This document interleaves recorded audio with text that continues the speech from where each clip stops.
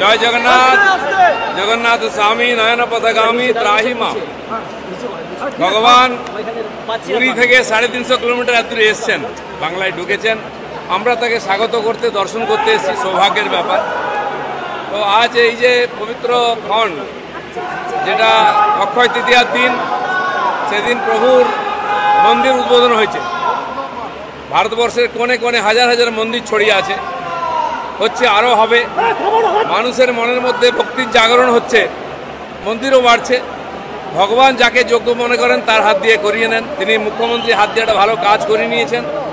আমরা ভগবানকে দর্শন করার সুযোগ পেয়েছি, আমি সেই সুযোগটা ছাড়িয়ে নিয়ে এসেছি। কোনো রাজনীতিক কথা বলতে আসিনি, আমার বন্ধু পাশে আছে মন্ত্রী। ভগবানের বিরোধিতা কেউ করতে পারে না। কেউ কেউ রামচন্দ্রের বিরোধিতা করেছিল, যে যার ভক্তি অনুযায়ী করবে। ভগবানের সঙ্গে ঝগড়াও নেই, বিরোধিতাও নেই। সরকারের তরফ থেকে এই অনুষ্ঠান হয়েছে। মাননীয় চিফ সেক্রেটারি এবং হেডকোর ভাইস প্রেসিডেন্ট আমাকে আমন্ত্রণ করেছেন কার্ড দিয়ে। সরকারের প্রতিনিধি হিসেবে অরূপদা আছে, সে আমাকে স্বাগত করেছে। আমার পুরনো বন্ধু, বাইরে করে নেবো তার সঙ্গে। দেখা করবেন মুখ্যমন্ত্রী কিছুক্ষণ আগে ফের ফিরে এসেছেন, দেখা করবেন মুখ্যমন্ত্রীর সঙ্গে। উনি যদি ডাকেন যাবো, উনি আমাদের মুখিয়া, ওনার হাত দিয়ে মন্দির প্রতিষ্ঠা হয়েছে। আচ্ছা দিলীপ দা, এই যে আপনি এলেন, এই স্বাগত, এরপর পার্টি যদি আপনাকে ফোকাস করে বা সাইড করে কি করবেন, কি বলবেন? এখানে আমি পার্টি করতে আসিনি, আমি ভগবানের কাছে এসেছি। এখানে পার্টি নাই। যারা বুঝতে পারবে না, ভগবান তাকে সুবুদ্ধি দিক। দিলীপ দা, হিন্দু মুসলিম নিয়ে যা চলছে,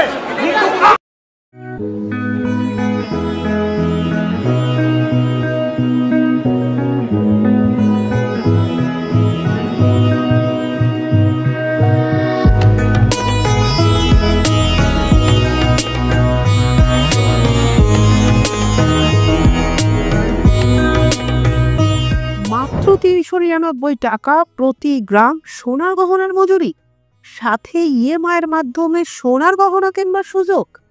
নিউ মা শীতলা জুয়েলার্স আপনাদের জন্য নিয়ে এসেছে HUID হলমার্ক দেওয়া খাঁটি গহনার বিপুল সম্ভার। আমাদের ঠিকানা নাগের বাজার, নিউ মা শীতলা জুয়েলার্স।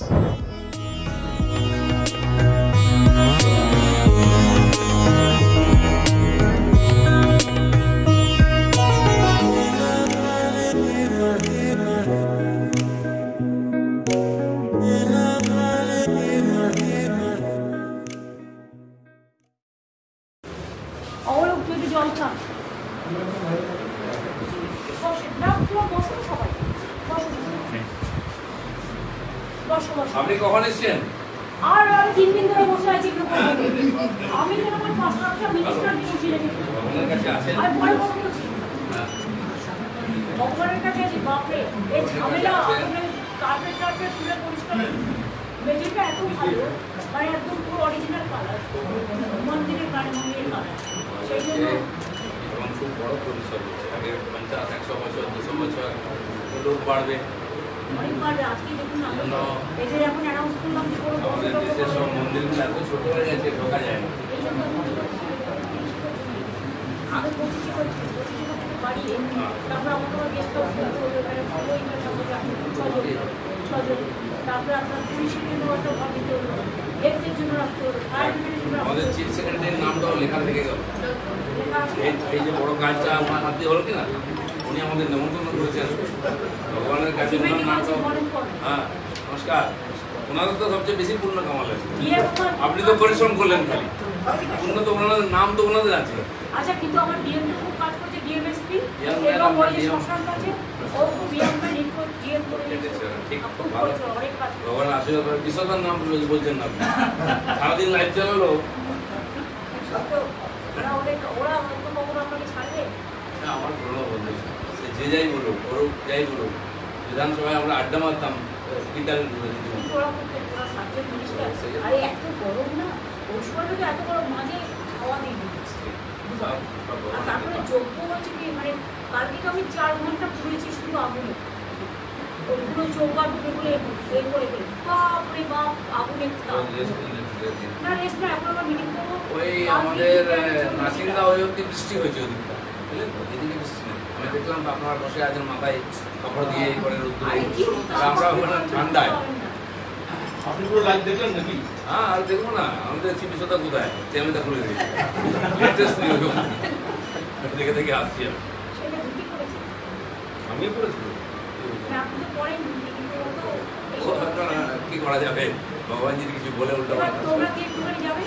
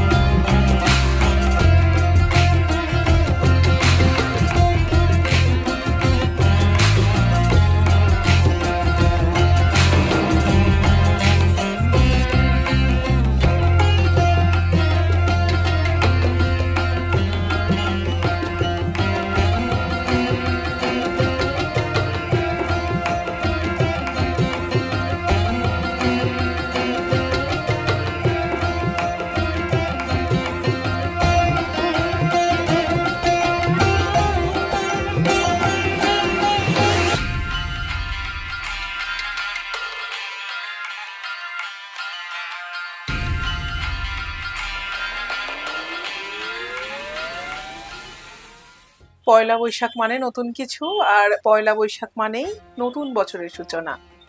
তাই পয়লা বৈশাখকে মাথায় রেখে কিন্তু আমাদের বাঙালিদের প্রত্যেকের ঘরে ঘরেই লক্ষ্মী লাভের চিন্তা ভাবনা থেকেই যায়। ব্যবসায়ী থেকে শুরু করে প্রত্যেকের বাড়ি, খুব নিম্ন থেকে নিম্ন শ্রেণীর মানুষ যারা চান হলুদ ধাতুকে, তারা কিন্তু সোনাকেই সবার প্রথম প্রাধান্য দেন। আর তাই সোনা কোন দোকান থেকে আপনি কিনবেন সেটা যদি আপনাকে ভাবতে হয়, তখন কিন্তু ঠকে যাবার চান্সও থাকে প্রচুর। আমরা প্রত্যেকেই কিন্তু নিজের চেনা বা পরিচিত দোকান ছাড়া সোনা কেনবার মতন রিস্ক নিতে পারি না। কিন্তু এখন হলমার্কের যুগে তার চিন্তা ভাবনা বোধহয় আর করতে হচ্ছে না আমাদের কাউকেই। তার কারণ প্রত্যেকেই সোনা কিনলে হলমার্ক সঙ্গে রয়েছে HUID, সেক্ষেত্রে আর ওই রকম সমস্যা কিন্তু কাউকে পড়তে হচ্ছে না। পয়লা বৈশাখ মানেই প্রত্যেকের ঘরে কিন্তু এই হলুদ ধাতু ঢুকবেই। সোনার দোকানে আমরা হালখাতা করতে যাই, সঙ্গে মিষ্টির প্যাকেট, সঙ্গে ক্যালেন্ডার, এ তো রয়েইছে। আজ আমরা যেখানে উপস্থিত হয়েছি একদম আলমবাজারের দেশবন্ধু ক্লাব অর্থাৎ দেশবন্ধু রোড। সেখানে আসলেই কিন্তু দেশবন্ধু ক্লাবের একেবারেই পাশে রয়েছে সাবিত্রী জুয়েলার্স। সেখানে আসলে ছোট থেকে বড় প্রত্যেক গহনার ওপর পাচ্ছেন বিশেষ ছাড়। কি রকম ধরনের ছাড় আর কি রকম গহনা আমরা তো তা দেখেই নেব, আর কিছু কিছু পুঙ্খানুপুঙ্খ জিনিসপত্র গয়নার বিষয়ে যা জানবার রয়েছে আমাদের, তা আমরা জেনে নেব। দাদা, পয়লা বৈশাখ মানে আমাদের প্রত্যেকের একদম নিম্ন থেকে নিম্নতর এবং উচ্চ থেকে উচ্চতর শ্রেণীর প্রত্যেক মানুষ কিন্তু পয়লা বৈশাখে সোনা কেনেন। আপনার দোকানে মানুষ কেন আসবেন যদি একটু বলেন? তার মেন বিশেষত্ব হচ্ছে, ফার্স্টেই বলি, এখন মানুষের যে সোনার দামটা অনেক হাই হয়ে গেছে, আমি সবচেয়ে হালকা এবং মজবুতের উপরে জিনিসগুলো আমি বানাচ্ছি, যেটা আমার নিজেরই ম্যানুফ্যাকচারিং আছে। যেমন হচ্ছে ধরুন এই যে নেকলেস, এই নেকলেস মিনিমাম 25-30 হাজার টাকার ভিতরে একটা নেকলেস এসে যাচ্ছে। তার সাথে ধরুন একটা কানের এসে যাবে একদম হালকা থেকে হালকা। এরকম চোকার নিলে 35 হাজারের মধ্যে এসে যাচ্ছে। এই যে দেখুন চোকার, এটা 35 হাজারের মধ্যে এসে যাচ্ছে। আচ্ছা, এইবারে হয়ে গেল যদি হাতেরও এর সাথে কিছু ম্যাচিং করে নেওয়া হয়, সেটাও মোটামুটি 40 হাজার 50 হাজারের ভিতরে এসে যাবে। হালকার থেকে হালকা, চিপ অ্যান্ড বেস্ট, এবং এর সাথে তো ভারী অবশ্যই থাকছে। পয়লা বৈশাখে ঠিক যেটার জন্য প্রত্যেকে আসে সেটা হলো যে প্রত্যেক দোকানে মজুরির ওপর ছাড় দেয়। হ্যাঁ, মজুরির আপনার উপর এখানেও কি মজুরির ওপর কিছু ছাড়ের ব্যবস্থা রয়েছে? অবশ্যই মজুরির উপরে ছাড় অবশ্যই আছে। মোটামুটি মজুরির উপরে 30% আমরা ছাড় রেখেছি। আর তার সাথে যেটা ডায়মন্ডেরও যে আইটেম আমাদের কিছু রাখা হয়েছে, হালকা থেকে হালকা ডায়মন্ডের রিং মোটামুটি 16-17 হাজার থেকে এসে যাবে। ওর চেয়েও হালকা কিছু রাখছি আমরা, যেগুলো 12-13 হাজার টাকাতেও আসছে ডায়মন্ডের রিং। আর নোজপিনটা এসে যাচ্ছে মোটামুটি আপনার 3000 থেকে। তো সবকিছু থেকে আমরা যে গিফট আইটেমও রাখছি, এটা কোনো অনুষ্ঠান পারপাসে। এখন সোনার দামটা যেহেতু অনেক বেড়ে গেছে, মোটামুটি 1500 টাকার থেকে আমরা গিফট আইটেম সোনার দিচ্ছি। এরপরেও যদি মনে হয় কিছু রূপোর আইটেমও আমরা রেখেছি, ফ্যান্সি ভ্যারাইটিস আইটেম, যাতে করে মানুষের সাধ্যের মধ্যেই থাকে, যে কোনো ব্যাপারে একটা গিফট দেওয়ার ক্ষেত্রে এসে যেন ঘুরে যেতে না হয়।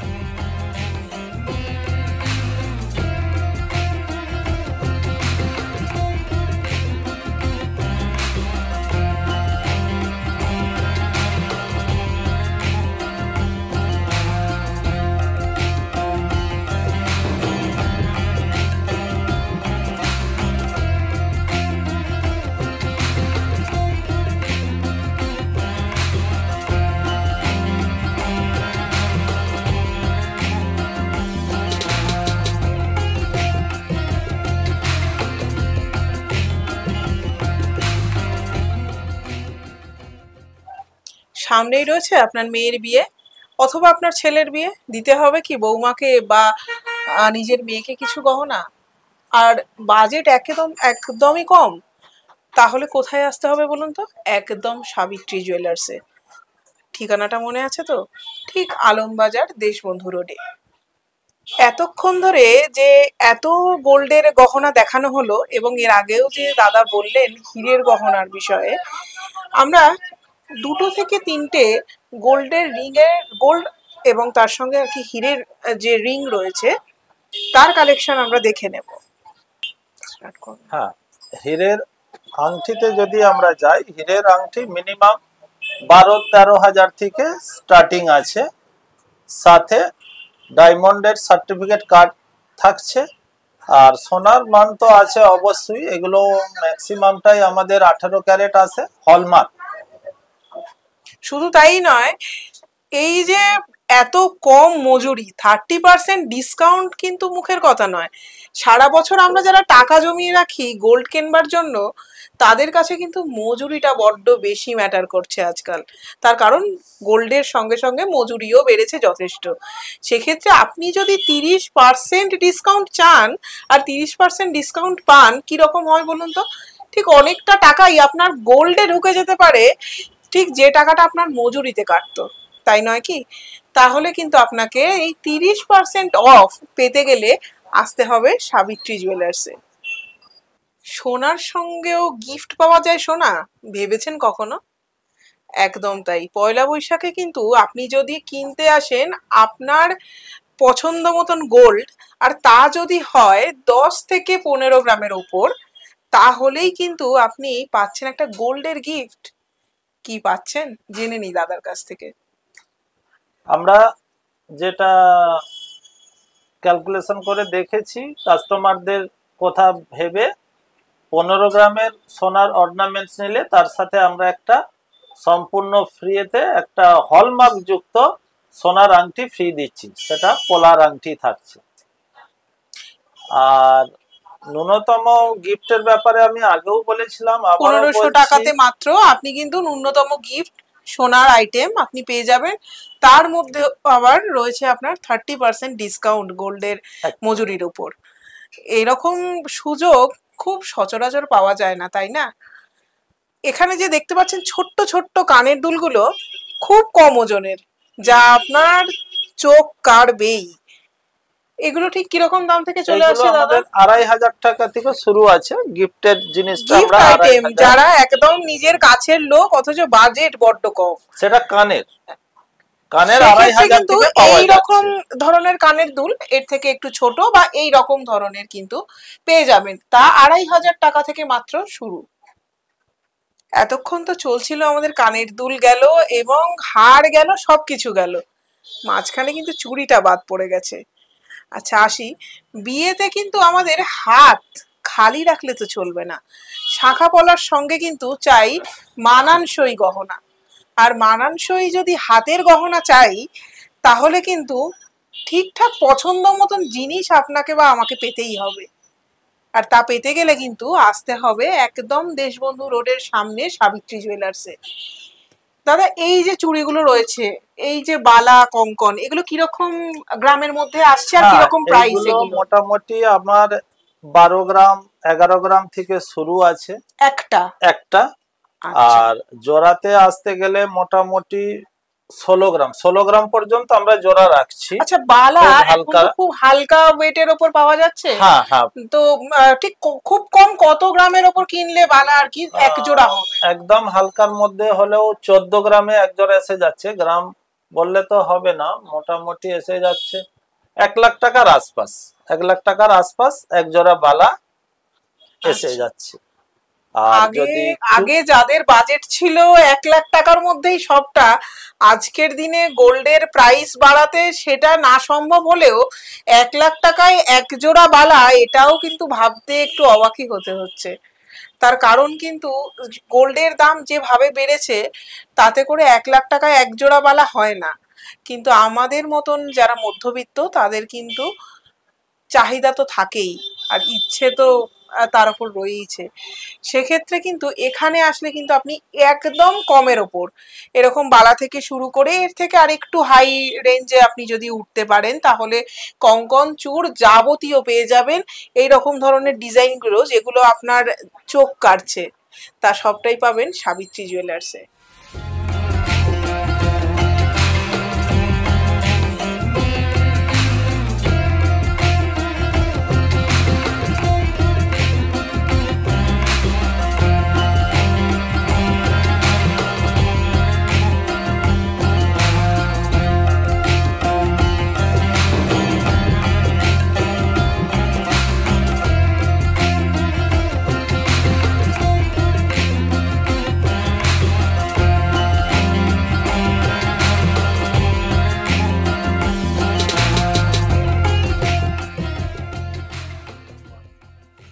সম্পূর্ণ গহনার কালেকশন তো কিছুটা আপনাকে আমি দেখালাম, কিন্তু রয়েছে সাগর। তা দেখতে হলে তো আপনাকে আসতে হবে সাবিত্রী জুয়েলার্সে। আর সাবিত্রী জুয়েলার্সে এসে পরখ করে দেখে নিন যে আমাদের কথার কতটা সত্যতা রয়েছে।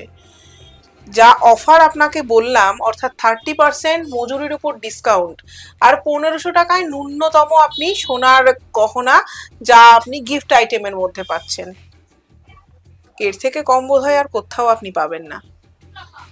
এছাড়াও আমরা কিন্তু প্রত্যেকে ভাবি যে প্রত্যেক মাসে কিছু কিছু টাকা করে প্রত্যেকটা আমার চেনা জানা কিছু যে দোকান রয়েছে সেখানে দিয়ে রাখবো, আর বছরের শেষে গিয়ে আমি আমার পছন্দ মতন একটা গহনা তার সঙ্গে কিছু টাকা দিয়ে বা যা টাকা হয়েছে তার উপর ডিপেন্ড করে কিনবো। তার ব্যবস্থাও কিন্তু সাবিত্রী জুয়েলার্স রেখেছে। সম্পূর্ণটা জানিয়ে নেবো দাদার কাছ থেকে। হ্যাঁ, আমাদের মান্থলি একটা সিস্টেম আছে। মাসে মাসে টাকা জমা করে 12 মাস টাকা দিলে 1 মাস আমি সেটা ফ্রি দেব। 13 মাসের বেলায় অর্নামেন্টস আমি বানিয়ে দেবো, এবং সেটা হলমার্ক প্লাস HY। সাবিত্রী জুয়েলার্সের পক্ষ থেকে এভরিথিংস সব হলমার্ক প্লাস HYD গহনা। আর আমার দোকান ওপেনিং হয়েছে ধনতেরাসে, নতুন দোকান। আপনারা, আমি আশা করব সবাই আসবেন। আশা করছি ঠকতে হবে না। সোনার দিক থেকে 100-এ 100 প্লাস গ্যারান্টি আছে, আর মজুরি তো ডিসকাউন্ট করছি, তার সাথে আবার সোনার গিফটও দেব। এই বলে আমি আমার বক্তব্য শেষ করছি। সকলকে নমস্কার।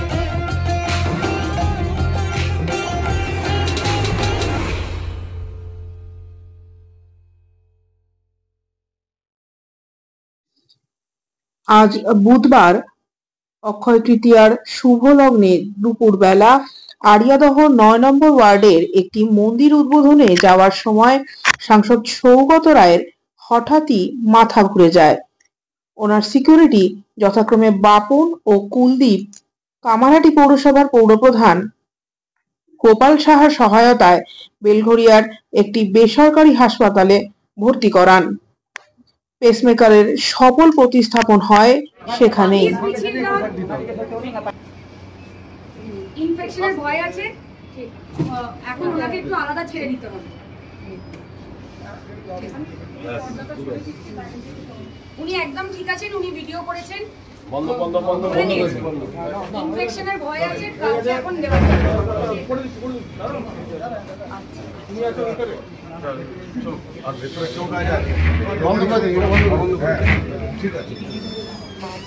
সবাই এসে গেছি, সবাই একদম ঠিক আছে। আরে সব এখানে ঢেকে দিচ্ছে কেন? দাদা একটু ঢুকে যান।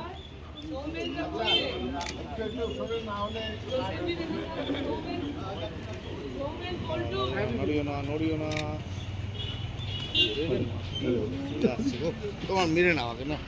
না না চলো মারবো তো। এই চাবলা দাদা দাদা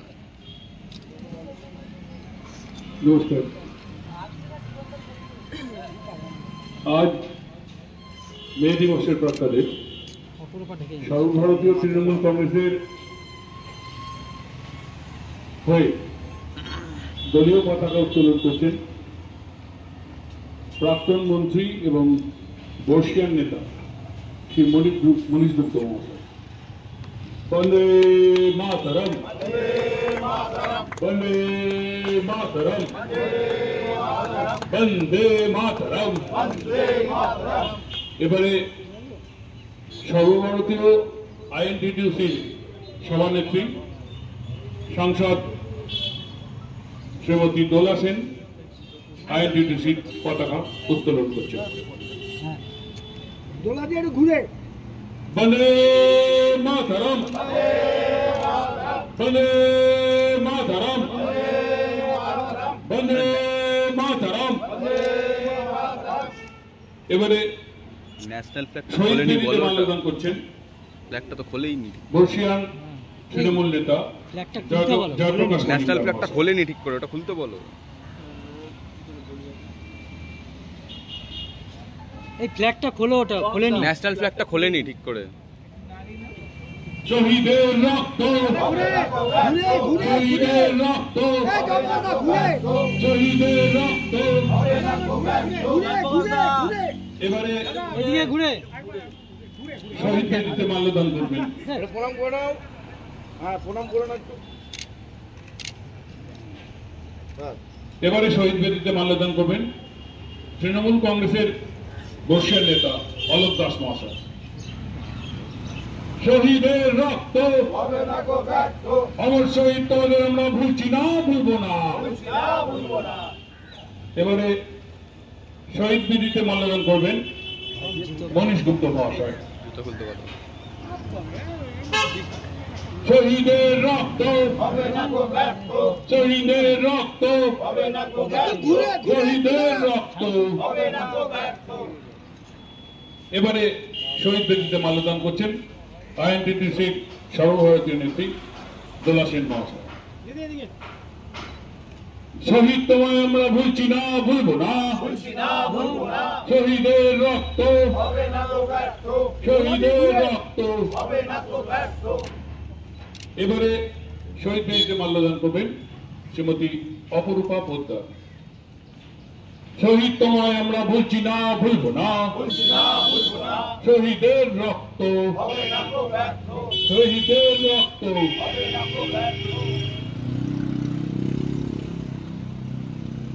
এবারে শহীদ বেদিতে মাল্যদান করছেন অল বেঙ্গল সিকিউরিটিজের সম্পাদক সৌমেন মুখার্জি। এবারে শহীদ বেদিতে মাল্যদান করছেন কুমারেশ ঘটক।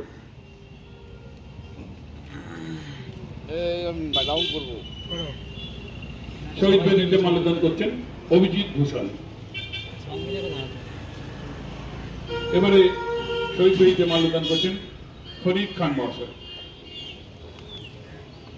শহীদ তোমায় আমরা ভুলছি না, ভুলবো না। শহীদের রক্ত।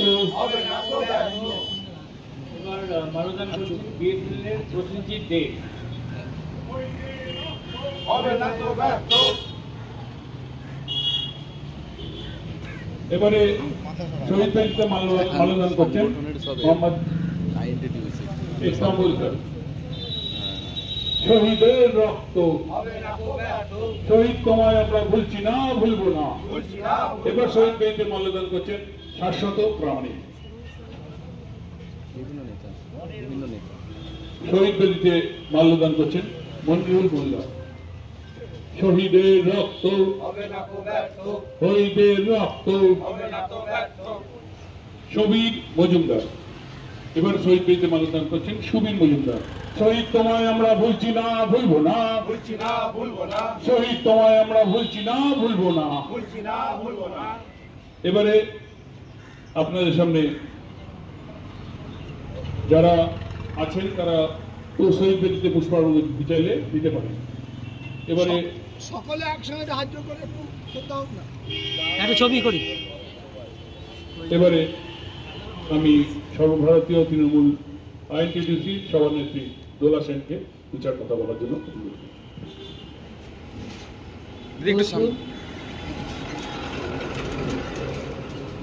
এই দিবসের ইতিহাস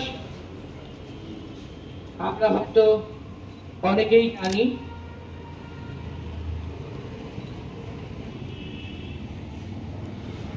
1850-এর পর থেকে সারা পৃথিবী ব্যাপী শ্রমিকদের উপরে নিপীড়ন অত্যন্ত বেশি ছিল এবং 24 ঘন্টার মধ্যে 16-18 ঘন্টা, কখনো কখনো 20 ঘন্টার বেশিও শ্রমিকদের কাজ করতে হয়েছে। আরো নানান ধরনের নিপীড়ন ছিল, কিন্তু কাজের সময়ের বিষয়টা খুব অগ্রাধিকার পায়। তারপরে একটা ভাবনা আসে যে শ্রমিক 8 ঘন্টা কাজ করবেন, 8 ঘন্টা বিশ্রাম নেবেন,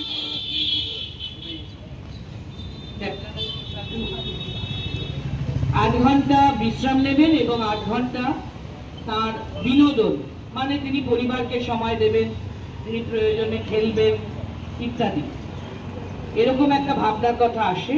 এবং তখন সারা পৃথিবীতেই শ্রমিকরা এর জন্য প্রচুর লড়াই করেন। আমাদের এখানেও বিশেষ করে হাওড়ার লিলুয়া রেলওয়ে ওয়ার্কশপে শ্রমিক বন্ধুদের সেই সময়ের লড়াই খুব বিখ্যাত, মানে ইতিহাসে স্থান পেয়েছিল এই 8 ঘন্টা কাজের দাবি লিলুয়া রেলওয়ে ওয়ার্কশপে শ্রমিকদের লড়াই। কিন্তু আমেরিকার শিকাগো শহরে, স্বাভাবিক, ফার্স্ট ওয়ার্ল্ড তখন থার্ড ওয়ার্ল্ডের থেকে নিশ্চয়ই অনেক এগিয়ে ছিল, এখনো আছে। তো আমেরিকা শিকাগো শহরের শ্রমিকরা অনেক বেশি লড়াই করছিলেন এবং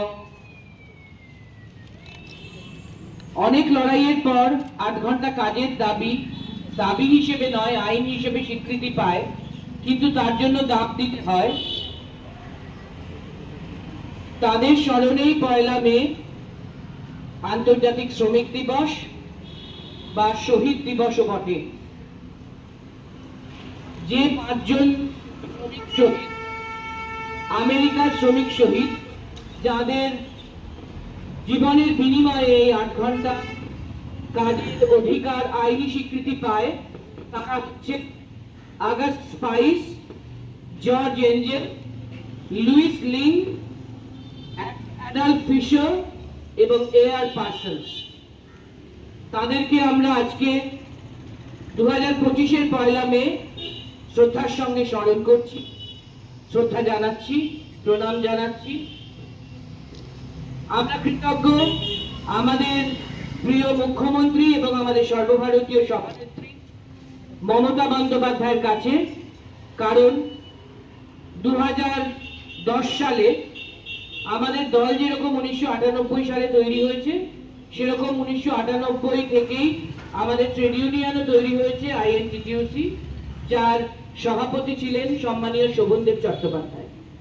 2009 সালে আমাদের সম্মানীয় নেতা পূর্ণেন্দু বসু, তাকে মমতা বন্দ্যোপাধ্যায় আইএনটিটিউসির সভাপতি করেন সেপ্টেম্বর মাসে, এবং 2010-এর এপ্রিলের শেষের দিকে তিনি পূর্ণেন্দু বসুকে বলেন, মমতা বন্দ্যোপাধ্যায়, যে আমেরিকার যে শ্রমিকরা শহীদ হয়েছিলেন 8 ঘন্টা কাজের দাবিতে, তার লিগাসি কি শুধু সিপিএম? শুধু সিপিএম এর কেন একচেটিয়া থাকবে মে দিবস পালন? আইএনটিটিইউসি কেন মে দিবস পালন করবে না?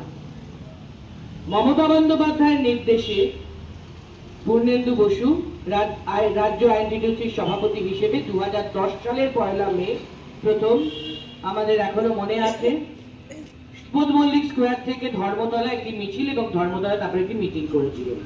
প্রচুর শ্রমিক জমায়েত হয়েছিল এবং ন্যাশনাল মিডিয়ায় খবর হয়েছিল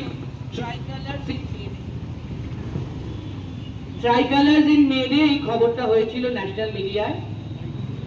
এর কৃতিত্ব আমাদের নেত্রী মমতা বন্দ্যোপাধ্যায়। তিনি এই আইডিয়াটা বাংলা থেকে এনেছিলেন এবং তিনি নির্দেশ না দিলে আইএনটিটিইউসি থেকে মে দিবস পালন 2010। এই জন্য আমরা মমতা বন্দ্যোপাধ্যায়ের কাছে কৃতজ্ঞ এবং তারপর 2010 থেকে আমরা মে দিবস পালন করে থাকি এবং স্বাভাবিকভাবেই এখন দল বড় হয়েছে, ট্রেড ইউনিয়নও বড় হয়েছে। আইএনটিটিইউসি এখন ইউনিটে প্রত্যেক মে দিবসের দিন সকালে মে দিবস পালন করেন এবং এই শ্রমিক শহীদদের দিদির নির্দেশে শ্রদ্ধার সাথে স্মরণও করেন। এবং আরো একটা দিদির এই ক্ষেত্রে আমি উল্লেখ করতে চাই, দিদি প্রথম, মমতা বন্দ্যোপাধ্যায় প্রথম সেই 2010-এ পূর্ণেন্দুদাকে বলেন যে আপনি তো অনেক বই পড়েন, আপনার বই থেকে এই 5 শ্রমিক শহীদের চেহারা খুঁজে আনুন। তখনকার যারা শাসক দল তারা সেটা ভুলিয়ে দিয়েছে, তাদের কখনো এই ছবি, আমরা ছোট থেকে যে লাল পতাকায় মে দিবস দেখেছি এই ছবি আমরা দেখিনি, তো সেটা আমাদের নেত্রীও খেয়াল করেছিলেন, তিনি বলেছিলেন এবং পূর্ণেন্দুদার পুরনো বই ঘেঁটে এই ছবি পাওয়া যায়। এবং তারপর থেকে আমাদের কিন্তু 2010 থেকেই নেত্রীর নির্দেশে আমরা এই 5 জন শ্রমিক শহীদের ছবি দিয়ে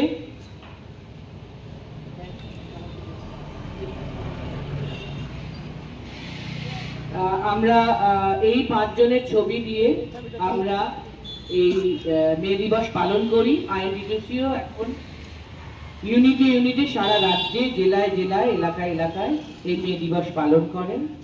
সমস্ত শ্রমিক কর্মচারী বন্ধুদেরকে আমরা তৃণমূল কংগ্রেস এবং তৃণমূল ট্রেড ইউনিয়ন কংগ্রেসের পক্ষ থেকে শুভেচ্ছা, অভিনন্দন, নমস্কার, সালাম, জোহার জানাই, সংগ্রামী অভিনন্দন জানাই। মে দিবসের শ্রমিক শহীদদেরকে আমরা শ্রদ্ধা জানাই এবং আইএনটিটিইউসি থেকে তৃণমূল কংগ্রেসের ট্রেড ইউনিয়ন শাখার থেকে মে দিবস পালন করার নির্দেশ দেওয়ার জন্য আমাদের প্রিয় নেত্রী মমতা বন্দ্যোপাধ্যায়কেও শ্রদ্ধা জানাই। এবং গত কয়েক বছর ধরে আমাদের প্রিয় রাজ্য সভাপতি সুব্রত বক্সির নির্দেশে আমরা আপনারা জানেন যে এখন যারা শাসক আছেন কেন্দ্রে, ইউনিয়ন সরকারের, তাদের শ্রমিক বিরোধী ভূমিকা খুবই উল্লেখ করার মতো, বিশেষ করে যা এখনো রুল ফরমেশন হয়নি কিন্তু 5 বছর হয়ে গেল, যা আইনে তারা পরিণত করেছেন, লেবার কোড। 1948 থেকে 51 যত ট্রেড ইউনিয়ন আইন ছিল, শ্রম আইন ছিল, তাকে বদল করে তারা লেবার কোড করছেন এবং ফাঁকা বিরোধী শূন্য অবস্থায় রাজ্যসভা থেকে তারা বেআইনিভাবে 20 সালে এটা পাশ করেছিলেন, আমাদের কাউকে ওখানে থাকার অধিকার না দিয়ে। ফার্ম বিলে আমাদের সবাইকে বাইরে বার করে হঠাৎ ওরা লেবার কোড পাশ করে নেন একা, ওয়ান সাইডেডলি। সেই লেবার কোডে 300 জন শ্রমিক কাজ করেন, এমন ইউনিটেও কোনো শ্রম আইন থাকবে না, কোনো ট্রেড ইউনিয়ন করার অধিকার থাকবে না, যে কোনো সময় ফায়ার করে দেওয়া যাবে। এবং আপনারা জানেন আমাদের মতন গরিব দেশে প্রায় 70 ভাগের বেশি কারখানায় 300 থেকে কম শ্রমিক নিয়ে, অর্থাৎ এইসব ক্ষেত্রে শ্রম আইন খুবই খারাপ এবং মিনিমাম ওয়েজের ক্ষেত্রেও তাই।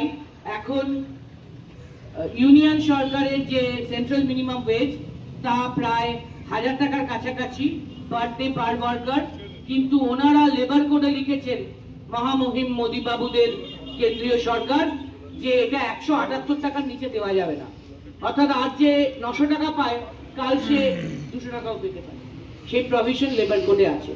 আমরা এক্ষেত্রেও মমতা বন্দ্যোপাধ্যায়ের কাছে কৃতজ্ঞ, কারণ একমাত্র মমতা বন্দ্যোপাধ্যায় পশ্চিমবঙ্গ রাজ্য সরকার এই লেবার কোডের রুল ফরমেশন করে দেননি, এবং সেই জন্যে আজও যেহেতু এটা কনকারেন্ট লিস্টে আছে, তাই আজও ইউনিয়ন সরকার এই রুল ফরমেশন করে এই আইনকে বাস্তবায়িত করতে পারেনি। আইন ওরা করেছে গাইড জোরে, কিন্তু একে বাস্তবায়িত করতে পারেনি। রুল ফরমেশন মমতা বন্দ্যোপাধ্যায়ের কারণেই আটকে আছে। এই জন্য আমরা নেত্রীর কাছে আরো কৃতজ্ঞ, এবং তাই আজকের মে দিবসের প্রাসঙ্গিকতায় 2025-এ 8 ঘন্টা কাজের যে বিষয়, সেটাও লেবার কোডে ওরা 12-14 নিয়ে যাওয়ার চেষ্টা করেছে ঘুরিয়ে, ফলে 8 ঘন্টা কাজের বিষয়টাও এখন প্রাসঙ্গিক। এই আইনি অধিকার যাতে রক্ষা পায়, এবং যাতে যা যা শ্রম আইন অধিকার দিয়েছিল আমাদের দেশের সংবিধান শ্রমিকদের অধিকার দিয়েছিল, সেগুলোও যাতে এরা কেড়ে নিতে না পারে, যাতে রক্ষা পায়, তার জন্য এই আজকের মে দিবসও সমান প্রাসঙ্গিক শ্রমিক কর্মচারী বন্ধুদের কাছে। তাই নেত্রীর নির্দেশে আজও তৃণমূল ভবনে আমাদের শ্রদ্ধেয় নেতৃত্বদের উপস্থিতিতে মনীষ দা, জয়প্রকাশ দা, অলোক দা সহ অপরূপা আছে, এবং আরো দাদারা আছেন, এবং আমাদের ট্রেড ইউনিয়নের বন্ধুরা আছেন। আমাদের এখানে মে দিবস পালিত হলো, এবং সুব্রত বক্সির নির্দেশে এই আজকের প্রাসঙ্গিকতায়, যেহেতু মোদীবাবুদের আমলে লেবার কোড চালু করার প্রচেষ্টায় শ্রমিকদের বদলে মালিকদের পক্ষে ওরা লেবার কোডকে বাস্তবায়িত করবার জন্য উদ্যোগী হয়েছেন, তাই সুব্রত বক্সির নির্দেশে গত 3-4 বছর ধরে আমরা প্রত্যেক মে দিবসে বিকেল বেলায় এই অল ইন্ডিয়া আইএনটিটিউসির পক্ষ থেকে এই বিষয়ে, এবং বিশেষ করে ইউনিয়ন সরকার এখন সমস্ত লাভজনক সরকারি পিএসইউ গুলিকে বিলগ্নীকরণ, বেসরকারীকরণ করছেন, তার বিরুদ্ধে দাঁড়িয়ে, শ্রম আইন যেভাবে লেবার কোডের মাধ্যমে খর্ব করা হচ্ছে তার বিরুদ্ধে দাঁড়িয়ে ইউনিয়ন সরকারের সমস্ত শিল্পী বিরোধী, শিল্প বিরোধী, শ্রমিক বিরোধী, জনবিরোধী, সংবিধান বিরোধী, লেবার কোড বিরোধী, লেবার কোডের নামে শ্রম আইন বিরোধী এবং বিলগ্নীকরণ, বেসরকারি বিরোধী সমস্ত যে আইন, মানুষের বিরোধী আইন, তার বিরুদ্ধে দাঁড়িয়ে আলোচনা সভা আমরা সমস্ত পিএসইউ, লাভজনক পিএসইউ, সেই কেন্দ্রীয় সরকারি কর্মচারীরা উপস্থিত থেকে আমরা আজকে বিকালে শিশির মঞ্চে সুব্রত বক্সির নির্দেশে পালন করব। গতকালও বক্সিনা ভবনে এসে আজ সকালের এবং বিকেলের ব্যাপারে নির্দেশ দিয়ে গিয়েছেন। উপস্থিত সমস্ত নেতৃত্বকে শ্রদ্ধা, প্রণাম, সংগ্রামী অভিনন্দন, নমস্কার, সালাম, জোহার। সাংবাদিক বন্ধুদেরকেও মে দিবসে আমরা শ্রদ্ধা জানাই, সংগ্রামী অভিনন্দন জানাই, কারণ তারাও এই 8 ঘন্টা কাজের অধিকারের জন্য নির্দিষ্ট, তাদের অধিকারও নির্দিষ্ট। সাংবাদিক বন্ধুদের ক্ষেত্রেও তার ব্যত্যয় তাদের হাউস থেকে হয়, অতএব তাদেরও এই লড়াইয়ের পাশে, তাদের 8 ঘন্টা কাজের পাশে, অধিকারের পাশে আমরা থাকতে চাই। এবং আমাদের ট্রেড ইউনিয়নের যে বন্ধুরা, বিএসএনএল, ব্যাগ সহ আইএনটিটিউসি, অল ইন্ডিয়ার যে বন্ধুরা এখানে এসেছেন, তাদের সকলকে আমরা সংগ্রামী অভিনন্দন জানাই। তৃণমূল ভবনের পক্ষে কুমারেশ দা, সুমিত দ্বারা সকলে এটাকে বাস্তবায়িত করে দিয়েছে, তাদের সবাইকে, কর্মী বন্ধুদের, তৃণমূল ভবনে যে কর্মী বন্ধুরা আছেন সেই কর্মী বন্ধুদেরকেও আমরা শ্রমিক দিবস সংগ্রামী অভিনন্দন জানাই। আজকের মতন আমাদের এই প্রত্যেক বছরের মতন তৃণমূল ভবনে সকালে এই ছোট্ট পতাকা উত্তোলনের মাধ্যমে দলের এবং ট্রেড ইউনিয়নের এই যে ছোট্ট কর্মসূচি শ্রদ্ধা জ্ঞাপনে, এটা আজকের মতন, এখনকার মতন, এবারের মতন এটা শেষ হলো। বিকেলে আমরা এসএস পাল জুয়েলারি হাউস, এসএস পাল জুয়েলারি হাউসের পক্ষ থেকে আপনাদের সকলকে জানাই আন্তরিক প্রীতি, শুভেচ্ছা ও অভিনন্দন। এসএস পাল জুয়েলারি হাউস আপনাদের জন্য নিয়ে এসেছে এক দারুণ খবর। হ্যাঁ, এসএস পাল জুয়েলারি হাউস নিয়ে এলো নিউ স্মার্ট লুক, এক নতুন হালকা হলমার্কযুক্ত সোনার গহনার ডালি। ঠিকই শুনেছেন, নতুন হালকা হলমার্কযুক্ত সোনার গয়নার ডালি নিয়ে এসেছে আপনাদের জন্য এসএস পাল জুয়েলারি হাউস। অলংকার এবং নারী যেন একে অপরের পরিপূরক। নারীর রূপ নিয়ে যেমন কবিতা, গান, গল্প, উপন্যাসে উপমার শেষ নেই, সভ্যতার আদি থেকেই নিজেকে আরো সুন্দর করে তোলার জন্য নারীরা ব্যবহার করে আসছে অলংকার। পছন্দের ভিন্নতার কারণে সে অলংকার কখনো সোনা বা অন্য কোনো ধাতুর। যুগে যুগে বদলে যায় গহনার আবেদন, তবে সোনার তৈরি গহনার আবেদন কখনোই কমে না। আর এসএস পাল জুয়েলারি হাউস সেই চিরকালীন চাহিদাকে মাথায় নিয়েই সোনার গহনার ডালি এবং সঙ্গে থাকছে নজর কাড়া হালকা ডায়মন্ড জুয়েলারি, সাথে থাকছে বিবাহের গহনার বিশাল সম্ভার। এসএস পাল জুয়েলারি হাউস। এসএস পাল জুয়েলারি হাউস। আপনার বাড়িতে কি ছোট্ট কোনো নতুন অতিথি এসেছে, নাকি অতিথি এসেছে প্রায় 1 বছর হয়ে গেছে, অর্থাৎ অন্নপ্রাশন সামনে বা অন্নপ্রাশন হয়েও গেছে, জন্মদিন এসে গেল, কেটে গেছে 1 বছর নতুন অতিথিকে নিয়ে। কাজেই তার জন্মদিন সুন্দর করে পালন করতে হবে, সোনার গয়না তো তাকে দিতেই হবে। চলে আসুন এসএস পাল জুয়েলারি হাউসে।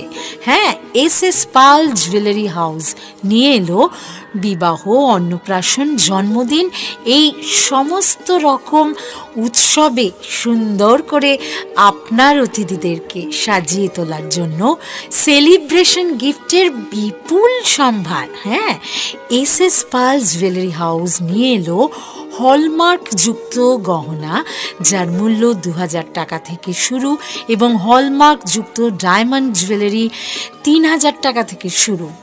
আপনাদের জানিয়ে রাখি, শুধুই মাত্র অন্নপ্রাশন, জন্মদিন, বিবাহ নয়, বিবাহ বার্ষিকী, সিলভার জুবিলি বড় করে পালন করতে হবে, ডায়মন্ড জুবিলি আরও বড় করে পালন করতে হবে।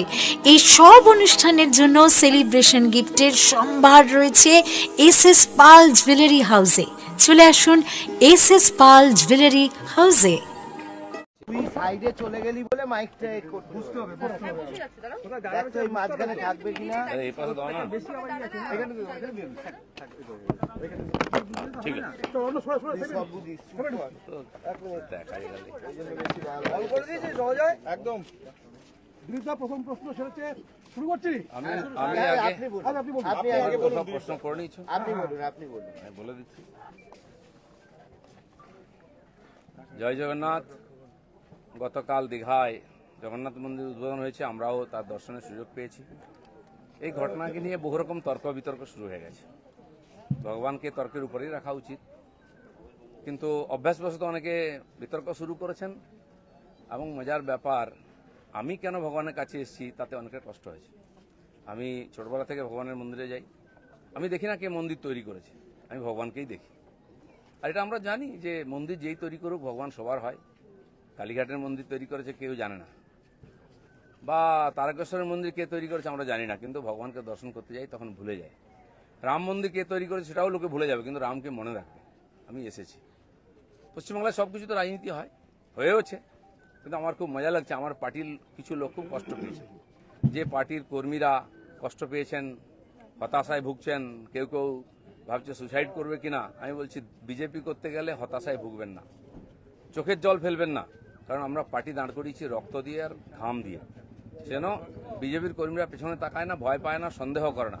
যতদিন আমার মনের মধ্যে, আমাদের কর্মীদের মধ্যে সন্দেহ ছিল না, বিভেদ ছিল না, পার্টি এগিয়েছে। যেদিন থেকে এই ধরনের অপসংস্কৃতি ঢুকেছে তখন থেকে পার্টি পিছোচ্ছে। দিলীপ ঘোষ 42 বছর ধরে ঘরবাড়ি ছেড়ে সমাজের কাজ করছে, 10 বছর রাজনীতি করছে। দিলীপ ঘোষের দিকে আঙুল তোলার হিম্মত কারণে, না পক্ষে না বিপক্ষে, যে কোনো ধরনের আমি চ্যালেঞ্জ করছি। যাদেরকে আমি নিয়ে এসে নেতা বানিয়েছি, যারা বিজেপি দেশে করে খাচ্ছে, তাদেরই বেশি পেট ব্যথা হচ্ছে। যাদেরকে আমি নিয়ে এসে নেতা করেছি তারা খুব চিন্তিত ভবিষ্যৎ নিয়ে। পার্টির উপরে ভরসা রাখুন, চিন্তা করার কোনো দরকার নেই। আর দিলীপ ঘোষ পার্টি ছাড়বে কিনা, কোথায় যাবে, অনেকে দুশ্চিন্তাগ্রস্ত, অনেকে আনন্দিত। দুশ্চিন্তা করার দরকার নেই, আনন্দিত হওয়ার দরকার নেই। দিলীপ ঘোষ দরকার হলে রাজনীতি ছাড়বে, কিন্তু পার্টি ছাড়বে না, বিজেপি ছাড়বে না, এটা পরিষ্কার বলে দিচ্ছি। কিছু লোক হয়তো চাইছেন আমি পার্টি ছাড়লে জায়গাটা খালি হবে, সুবিধা হবে, সেটা হওয়ার চান্স নেই। কারণ আমাদের কাছে মিশন, পশ্চিমবাংলায় যতদিন না রাজনৈতিক পরিবর্তন হচ্ছে লড়াই চলবে। আর যে আমার লক্ষ লক্ষ সাথী 10 বছর ধরে আমার সঙ্গে লড়াই করেছেন, রক্ত দিয়েছেন, ঘাম দিয়েছেন, প্রাণ দিয়েছেন, পরিবারকে রাস্তায় বসিয়ে দিয়েছেন, সেটাই আমাদের কাছে প্রেরণা। কেউ বলছে 57 জন শহীদ হয়েছে, তারা ভাবছেন যে 21 সালে বোধহয় বিজেপি তৈরি হয়েছে। তা হয়নি। 257 জন শহীদ হয়েছে, রাজনৈতিক শহীদ। সেই শহীদ ভুলিনি, কারণ আমার সময় তারা প্রাণ দিয়েছেন। তার ফলে 77 সিট জিতেছিলাম। আজকে 1 ডজন এমএলএ আমাদের ছেড়ে চলে গেছে, এমপি চলে যাচ্ছে, পঞ্চায়েত, জেলা পরিষদ, সমিতি চলে যাচ্ছে। কিন্তু আমি বলছি আমাদের বিচারধারা, আমাদের রাস্তা ঠিক আছে। ঘাবড়াবেন না, ভয় পাবেন না। বিজেপি ভয় পায় না বলে ভারতবর্ষে পরিবর্তন করতে পেরেছে। আমরা সেই পার্টির সংস্কৃতি মানি যে পার্টির প্রধানমন্ত্রী অটল বিহারী বাজপেয়ী কালীঘাটে গিয়ে মমতা ব্যানার্জির মায়ের পায়ে হাত দিয়ে প্রণাম করেছিলেন। আমরা সেই সংস্কৃতির লোক। মমতা ব্যানার্জি তখন আমাদের সঙ্গে ছিলেন, আর অন্যদিকে চলে গেছেন, শত্রু হয়ে গেছেন, এটা আমি মনে করি না। রাজনীতি আমার কোনো শত্রু নাই, আমি সবাইকে মিত্র করার চেষ্টা করি। আর মিত্র করেছে বলে ভারতীয় জনতা পার্টি এত বড় হয়েছে। অন্য পার্টির বহু নেতা এসে পার্টির নেতৃত্ব করছেন। তো সেই জন্য আমরা সেই সংস্কৃতির লোক, সেই পার্টির কর্মী যে পার্টির প্রধানমন্ত্রী অটল বিহারী বাজপেয়ী শান্তির বার্তা নিয়ে বাসে চড়ে লাহোরে গেছিলেন, শত্রুর দেশে গেছিলেন, ঘোষিত শত্রু পাকিস্তান, প্রধানমন্ত্রীর সঙ্গে আলাপ করেছিলেন। ফিরে আসার পরে পাকিস্তান আক্রমণ করেছিল, কার্গিল যুদ্ধ হয়েছিল, অটল বিহারীর হাত কাঁপেনি, মিরাজ পাঠিয়ে দিয়ে, সেনা পাঠিয়ে দিয়ে সমস্ত বাংকার গুঁড়িয়ে দিয়েছিলেন। আমরা সেই সংস্কৃতি, এটা ভারতের সংস্কৃতি, এটা বিজেপি সংস্কৃতি। আমার প্রধানমন্ত্রী নরেন্দ্র মোদী তিনি নওয়াজ শরীফের বাড়িতে বিয়েতে নেমন্ত্রণ রক্ষা করতে গেছিলেন, কোনো প্রোটোকল মানেননি, আশীর্বাদ করেছিলেন মেয়েকে। কিন্তু তারপরে পাঠানকোট হয়েছিল, পুলওয়ামা হয়েছিল, কিন্তু নরেন্দ্র মোদী সার্জিক্যাল স্ট্রাইক করতে, এয়ার স্ট্রাইক করতে পিছিয়ে যাননি, কারণ এটাই বিজেপি, এটাই ভারতীয় সংস্কৃতি। সেজন্য আমরা যেন আমাদের পরিচিতি না ভুলে যাই। আমার পাড়ায় বিয়ে হচ্ছে টিএমসি নেতার বাড়িতে, সে টিএমসি করে বলে তার বাড়িতে আমি বিয়েতে যাব না। এই ধরনের জঘন্য নিম্ন রুচির রাজনীতি দিলীপ ঘোষ করে না, করবেও না, এটা আমি ঘৃণা করি। আমার বাড়ির জামাই যদি অন্য পার্টি করে, সেই মেয়ের বাড়ি আমি যাব না, এই রাজনীতি দিলীপ ঘোষ করে না, করবে না। যারা করতে চাইছে এটাকে, বিজেপিকে এই অপসংস্কৃতি আনতে চাইছে, তারা বিজেপি জানে না, তারা বিজেপি জানে না, তারা দিলীপ ঘোষকে চেনে না, এর পিছনে কত ত্যাগ তপস্যা আছে জানে না। যারা 21 সালে এসছে, 20 সালে বিজেপিতে এসছে না, তারা বিজেপি বুঝতে পারবে না। কেউ কেউ আরএসএস দেখাচ্ছে, কেউ কেউ হিন্দুত্ব বোঝাচ্ছে। দিলীপ ঘোষকে হিন্দুত্ব বোঝাবেন না। আমার কাটলে গায়ে হিন্দুর রক্ত বেরোবে, বিজেপির রক্ত বেরোবে। বাকিদের গায়ে কি রক্ত আছে আমি জানি না, কারণ বহু জায়গায় ঘুরে এসছেন তারা। কে বড় বড় কথা কারা বলছে? যারা মমতা ব্যানার্জি আঁচলের তলায় থেকে নেতা হয়েছে। আরো বড় বড় কথা বলছে অনেকে, চরিত্রের কথা বলছে, যারা কালীঘাটের উচ্ছিষ্ট খেয়ে জীবন কাটিয়েছে, আজকে বিজেপির উচ্ছিষ্ট খেয়ে বেঁচে আছে, তারা দিলীপ ঘোষকে ক্যারেক্টার সার্টিফিকেট দিচ্ছে। যারা 4টে বিয়ে করে, 14টা গার্লফ্রেন্ড রাখে, রাত্রের জীবন একরকম, দিনের জীবন একরকম, তারা দিলীপ ঘোষকে ত্যাগী ভোগী বলছে। আহাম্মক। রাস্তায় দাঁড়িয়ে বলো লোকে কি বলবে। দিলীপ ঘোষ আজকেও রাস্তায় দাঁড়িয়ে আছে, কালো দাঁড়িয়েছিল, আগামী দিনেও থাকবে। মানুষ জানে দিলীপ ঘোষ কি করেছে, দিলীপ ঘোষ কি। আমার মন আর মুখ এক। আমি পর্দার আড়ালে কথা বলি না, কোন নেতার সঙ্গে বন্ধ ঘরে মিশি না, আমি সে যেই নেতা হোক। আমি চৌরাস্তায় দাঁড়িয়ে কথা বলি, ক্যামেরার সামনে কথা বলি। এটা দিলীপ ঘোষ। তাতে যদি কারো কষ্ট আমার কিছু করার নেই। দিলীপ ঘোষের মিশন ঠিক আছে, দিলীপ ঘোষ পাল্টাবে না, তার নীতি পাল্টাবে না। দিলীপ ঘোষ বাংলায় পাল্টাতে এসছে, অর্ধেকটা হয়ে গেছে। যারা কোনোদিন পার্টির জন্য কন্ট্রিবিউশন করেননি তারা বুঝবেন না বিজেপি কি, দিলীপ ঘোষ কি। সেই জন্য কষ্ট পাওয়ার কোনো কারণ নেই। দিলীপ ঘোষ আছে, দিলীপ ঘোষ থাকবে যতদিন পার্টির প্রয়োজন হবে। যে কর্মীরা আবেগে ভাসছেন, আবেগে ভাসার সময় নয়। যদি সত্যি সংকট আছে লড়াই করুন। আর বিজেপির কর্মীদের উপর আক্রমণ, হিন্দুর উপর আক্রমণ ভারতবর্ষের প্রথমবার হয়েছে। আজ যারা বড় বড় কথা বলছেন তারা হিন্দুর জন্য কতটা লড়াই করেছেন, কি ত্যাগ করেছেন। 4 পয়সার ত্যাগ নেই, বিজেপিতে কামাতে এসছেন, কামানো কমে যাচ্ছে। আমি দোকান সাজিয়ে দিয়েছিলাম 77টা এমএলএ দিয়ে, 1 ডজন এমএলএ আজকে নাই কেন? এমপি কোথায় গেল? জেলা পরিষদ সমিতি প্রধান চলে যাচ্ছে কেন? জবাব কে দেবে? 21-এর পর থেকে বিজেপি নামছে। 19 সালে বিজেপি 41% ভোট পেয়েছিল, এবং আজ অনেক নেতা আমাদের পার্টিতে তার বিরুদ্ধে লড়াই করে আমরা পার্টিকে বাড়িয়েছিলাম। অনেকে প্রশ্ন করছেন, 41% ভোট আর 121টা বিধানসভায় আমরা লিড নিয়েছিলাম। 5 বছর পরে 24 সালের ইলেকশনে সেই ভোট 39% নেমেছে, আর 91টা বিধানসভায় আমরা লিড পেয়েছি। পার্টি এগোচ্ছে না পিছোচ্ছে? আমরা হার জিততে ভুলে গেছি 21 সালের পরে। প্রশ্ন করুন, পাবলিক প্রশ্ন করছে। দিলীপ ঘোষের এটাই প্রশ্ন আছে। যারা আমাকে প্রশ্ন করছেন আমি তাদের দিকে প্রশ্ন করছি। আপনারা তো নীতি শেখাচ্ছেন, রাজনীতি শেখাচ্ছেন, হিন্দুত্ব শেখাচ্ছেন, কি দিয়েছেন সমাজকে? কেন পার্টি নেমে গেছে? 250 লোকের প্রাণের বিনিময়ে যে পার্টি দাঁড় করিয়েছিলাম, সে পার্টি কোথায় আজকে? কেন হারছি আমরা? কেন লোকে ছিচিৎকার করছে? আর এই দালালরা যেদিন থেকে পার্টিতে এসছে, বিজেপির গন্ধও চলে গেছে, বিজেপির স্বাদও চলে গেছে। লোক বিজেপির ভরসা করতে পারছে না। তাই ভরসা ফিরিয়ে আনার জন্য লড়াই করুন, নাটক করবেন না। রক্ত দিয়েছি আমরা, ঘাম দিয়েছি, তারপরে মানুষের বিশ্বাস জিতেছি, মানুষের আশীর্বাদ জিতেছি। দিলীপ ঘোষের তো লড়াই জারি আছে। আপনারা ঠিক করুন কে কোন পার্টি থেকে লড়াই করবেন। দিলীপ ঘোষ পার্টি পাল্টাতে আসেনি, পশ্চিমবাংলাকে পাল্টাতে এসেছে। ধন্যবাদ সবাইকে।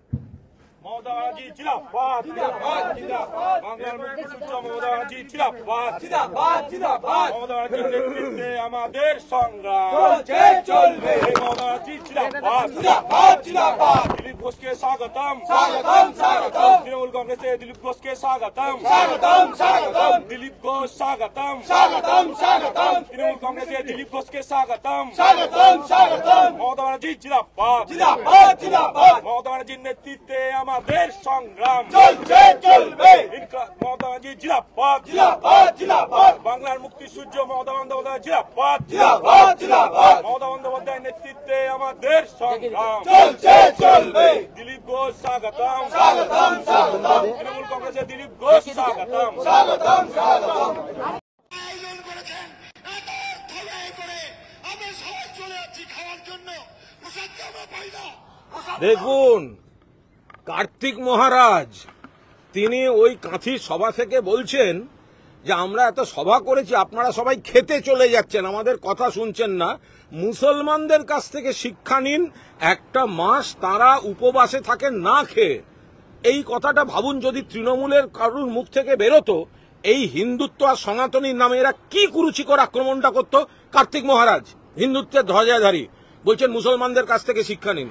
কেন বলছেন না, ওনারা কাল কাঁথিতে একটা মিটিং ডেকেছিলেন, মানুষ সেটাকে পাত্তা না দিয়ে খেতে চলে গেছে। প্রসাদ আছে, খেতে চলে গেছে। ভাড়াটে লোক এনেছে, এদিক ওদিক থেকে লোক এনেছে, চলে গেছে। তারাও অর্ধেকে মনে মনে এসব নানা কারণে এসেছে। এবং তিনি বলছেন, তিনি বলেন নিজেকে হিন্দু সন্ন্যাসী, তিনি হিন্দুদের বলছেন মুসলমানদের কাছ থেকে শিক্ষা নিন। এইটা যদি তৃণমূলের কারুর মুখ থেকে বেরোতো যে মুসলমানরা উপবাস রাখেন, সেটাকে সম্মান দেয়া, তাহলে কিন্তু আমাদের মোটামুটি দেশ ছাড়া করার হুঙ্কার দিয়ে দিত এরা। আর এখানে কার্তিক মহারাজ গেরুয়া পরে, তারা নাকি হিন্দুত্বের ধ্বজাধারী, তারা বলছেন মুসলমানদের কাছ থেকে শিক্ষা নিন। আপনারা মঞ্চে আসেন না, আপনারা সভা শোনেন না, আপনারা কেবল খেতে চলে যান। আর মুসলমানদের থেকে শিক্ষা নিন কিভাবে উপবাস রাখতে হয়। তা এই তুলনাটা আজকে হবে না? হিন্দুদের মঞ্চ থেকে, সনাতনীদের মঞ্চ থেকে মুসলমানদের কাছ থেকে ধর্ম পালনের শিক্ষা নিতে বলছেন কার্তিক মহারাজ। আজকে সনাতনীরা কি বলবেন? তথাকথিত সনাতনীরা, তথাকথিত হিন্দুত্ববাদীরা কি বলবেন? আমরা তো বলছি আমরা হিন্দু, কিন্তু আমরা সেকুলারিজমে বিশ্বাসী, আমরা 100% হিন্দু। মমতা ব্যানার্জি হিন্দু ব্রাহ্মণ পরিবারের মেয়ে, কিন্তু সেকুলারিজমে বিশ্বাস করেন, ধর্ম নিরপেক্ষতা, পরধর্ম সহিষ্ণুতা, এগুলোতে বিশ্বাস করেন। কিন্তু এই যে কার্তিক মহারাজ, তিনি পরিষ্কার বলছেন, তিনি কাঁথিতে যারা সভা করেছিল তাকে সামনে 50টা লোক নেই, তারা সব প্রসাদের নামে খেতে চলে যাচ্ছে। আর উনি আক্রোশে প্রায় কেঁদে ফেলেছেন, গলা ফাটিয়ে বলছেন মুসলমানদের কাছ থেকে শিখুন কিভাবে উপবাস রাখে, আর আপনারা আমাদের কথা না শুনে খেতে চলে যাচ্ছেন। এই তো এদের হাল। আর কাল সেই সময় দিলীপ ঘোষ মহাপ্রভুর চরণে সাষ্টাঙ্গে গোটা শরীর মাটিতে দিয়ে, কপাল মাটিতে ঠেকিয়ে সাষ্টাঙ্গে প্রণাম করছেন। আর এই লোকগুলো সেই দিলীপ ঘোষকে ক্রিটিসাইজ করছে। আমি আবার বলছি, দিলীপ ঘোষের সঙ্গে আমাদের রাজনৈতিক মতপার্থক্য। উনি তৃণমূলকে আক্রমণ করবেন, আমরা তার জবাব দেব। কিন্তু তার বাইরে যে একটা এত বড় মন্দির জগন্নাথ দেব এখানে প্রতিষ্ঠিত, সেই জায়গায় উদ্বোধনের দিন বাংলার গর্ব, দীঘার গর্ব, পূর্ব মেদিনীপুরের গর্ব, দেশের গর্ব, এই মানে হাজার লক্ষ বছর পরেও এই মন্দির থেকে যাবে, সেখানে দিলীপবাবু পুজো দিলেন আর তাকে এরা ক্রিটিসাইজ করতে এসছে। বাবু এটাও বলছেন যে পশ্চিমবঙ্গের মানুষের স্বাস্থ্য শিক্ষা নেই, সুরক্ষার বিষয়ে গুরুত্ব দেওয়া উচিত, মন্দির করুন কিন্তু মন্দিরটা যেন এজেন্ডা না হয়। মমতা বন্দ্যোপাধ্যায়ের উদ্দেশ্যে এই বার্তাও রয়েছে। সেটা তো উনি বলতেই পারেন, ওনার বিষয়। উনি তো আর তৃণমূল কংগ্রেসের নেতা নন, বোঝার চেষ্টা করুন। দিলীপ ঘোষ কোন দলের নেতা? বিজেপির নেতা, বিজেপির প্রাক্তন রাজ্য সভাপতি, প্রাক্তন কেন্দ্রীয় সহ সভাপতি, প্রাক্তন সাংসদ, প্রাক্তন বিধায়ক। তো ফলে তিনি যে তার রাজনৈতিক বক্তব্য তৃণমূলের বিরুদ্ধে রাখবেন সেটা তো স্বাভাবিক, কিন্তু তিনি ভগবানের বিরুদ্ধে রাখলেন না। দিলীপ ঘোষ লড়াইটা রাজনৈতিক লড়াইতে রাখছেন, ভগবানের বিরুদ্ধে, মন্দিরের বিরুদ্ধে নিয়ে গেলেন না। কিন্তু যারা ভেজাল হিন্দু, যারা শুধু রাজনীতি করার জন্য হিন্দুত্বকে ব্যবহার করছে, তারা লড়াইটা মন্দির আর জগন্নাথ দেবের বিরুদ্ধে নিয়ে চলে গেল। কুণালদা, অপোজিশনের দাবি মেনে অবশেষে কেন্দ্রের জাত গণনা হচ্ছে। আমি এ নিয়ে এখন কোনো উত্তর দেব না। রাজ্যপাল সই করে দিলেন, সেটা নিয়ে কিছু বলবেন? ঠিক আছে। আর চিন্ময় প্রভু তোমার আমি হয়েছে, কিন্তু একটা জটিলতা আছে শোনা যায়, আবার স্টে করে দিয়েছে, কি বলবেন? ওখানে একটা দুর্ভাগ্যজনক কাণ্ড হচ্ছে। যেভাবে চিন্ময় কৃষ্ণ প্রভুকে ওখানে বন্দী করা হয়েছে, সেটা আমরা কোনো অবস্থায় সমর্থন করছি না, এবং এটা আমাদের কেন্দ্রীয় সরকারেরও ব্যর্থতা, দিল্লির ব্যর্থতা। কারণ এটা তো রাজ্য কিছু করতে পারে না, এটা রাজ্যের এখতিয়ারে পড়ে না, এটা একটা আন্তর্জাতিক বিষয়। ফলে এটা গোটা বিষয়টা কেন্দ্রীয় সরকার কি কূটনীতি করছে, কি চাপ দিচ্ছে, কিভাবে একজন সন্ন্যাসীকে ওখানে দিনের পর দিন জেলে রাখা হয়, এবং সেখানকার এখনকার রাষ্ট্রশক্তি পুরোদস্তুর তাকে বন্দী রাখার সমস্ত রকম কলকাঠি নাড়ছে, আর আমাদের দিল্লি কি বসে বসে অবাক হয়ে দেখছে, সেগুলো দেখছে, সহ্য করছে? কি করছে দিল্লির সরকার? কুণালদা, গুজরাটে সেখানে বাংলাদেশিদের বাড়ি ভাঙা হচ্ছে, বেশ কয়েকজন আটক শোনা যাচ্ছে। খোঁজ নেব ওখানে কি হচ্ছে। আমরা যাদের তথ্য প্রমাণ সমস্ত আছে, তাদের উপর কোনো ধরনের বৈষম্য বা অত্যাচার আমরা সমর্থন করি না, কিন্তু ওখানে কি হচ্ছে, কেন হচ্ছে, কার কি নথিপত্র, সেগুলো আমরা ডিটেল জানি না এখন। 7 বছর পর জাতীয় নিরাপত্তা পরিষদ পুনর্গঠন, আমি